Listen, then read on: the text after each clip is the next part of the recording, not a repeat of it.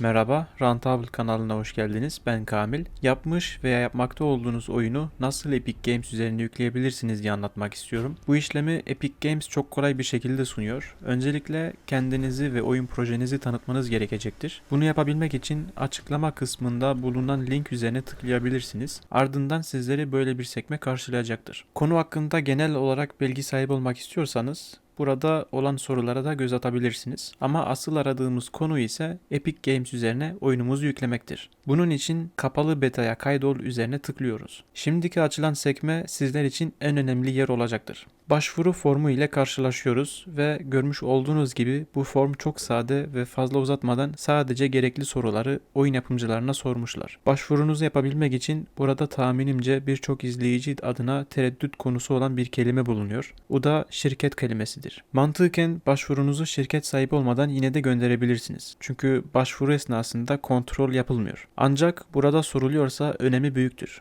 Şirket bulunmadan belki projeniz ilgi çekebilir Epic Games tarafından ama sonuç olarak yani kabul olsa bile bu yine de kontrol edilecektir. Ve maalesef şirketiniz olmadan oyununuz Epic Games üzerinde yer alması imkansız. Bunun sebebi basit ve aynı zamanda normal.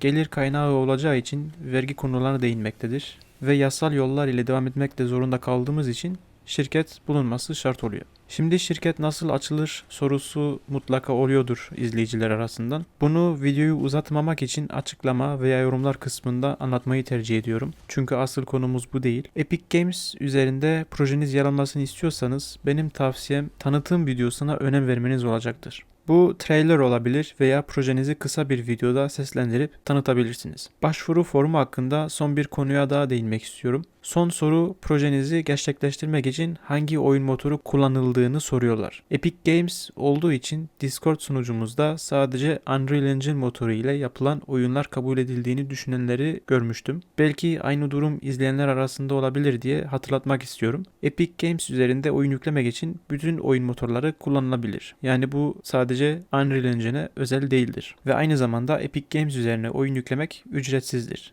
Sadece satışlar gerçekleştiğinde sizlerden komisyon alınmaktadır. Ve bu komisyon konusuna da birazdan değineceğim. Şimdi bütün gerekli sorulara yanıt verdiğinizi varsayalım. Gönder butonu üzerine tıkladıktan sonra Epic Games ekibi başvurunuzu inceleyip belirlediğiniz e-mail'e mesaj gönderecekler. Başvurunuz umarım kabul olur ve o durumda e-mail içeriğinde sizlere yapılması gereken diğer işlemlerini anlatıyorlar. Şimdi gelelim Epic Games ve rakibi Steam ile farkları ne olduğuna bakalım. Tabi hepsine değinmeyeceğim. Yoksa bu video biraz daha uzamasına sebep olacak. Ve ben sadece bu videonun asıl amacı olan oyunu nasıl yükleyebiliriz'e kalmak istiyordum. Yani gerekirse siz videoyu şimdi de kapatabilirsiniz. Çünkü sadece başvuru formunu doldurmanız gerekecektir. Ama gözümde önemli olan bilgileri de aktarmak istiyorum sizlere burada. İlk olarak komisyon konusuyla başlamak istiyorum. Bu konuda Epic Games bayağı önde. Oyununuz satıldığında kendilerine aldıkları komisyon %12. Steam tarafında ise %30 komisyon alınmaktadır. Bu %20'ye düşebilir aslında yani Steam üzerinde ama bir şart bulunmaktadır.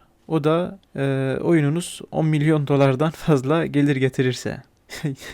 Yani umarım 10 milyonu yaparsınız. Size bol şanslar diliyorum. Neyse biz 12 ve %30 kıyaslaması için basit bir örnek vermek istiyorum sizlere. Toplam satışlarınız 1000 dolar olduğunu varsayalım. Epic Games üzerinde 1000 dolar yapsaydınız size 880 dolar gönderecekler. Steam ise size 700 dolar gönderiyor. Bu küçük rakamda bile 180 dolar büyük bir fark bence. Yani 180 dolar 1000 dolar içerisinde. Yani tabii ki de Epic Games'i tercih edebilirsiniz. Ama her iki platform üzerinde oyununuzu yüklemek en mantıklısıdır. Çünkü daha çok kişiye ulaşmış olursunuz ve Epic Games avantajlar sunsa da bir yandan da dezavantajları da var. Yani dezavantajlar derken bunlar çok büyük dezavantaj değil tabii ki de sizin oyununuzun kalitesini düşürmeyecektir. Sadece Steam üzerinde olan şeyleri Epic Games sunmuyor veya tersi olabiliyor. Yani her ikisinde de yer almanız şart olacaktır. Tabii bunu da unutmamak gerekir. Komisyon kesildikten sonra yaşadığınız ülkeye ve şirketin durumuna göre vergi ödemeniz gerekecektir. Epic Games üzerinde oyun yüklemek için birkaç avantaj daha bulunuyor. Ancak önce belirttiğim gibi videonun konusundan çok uzak durmak istemiyorum.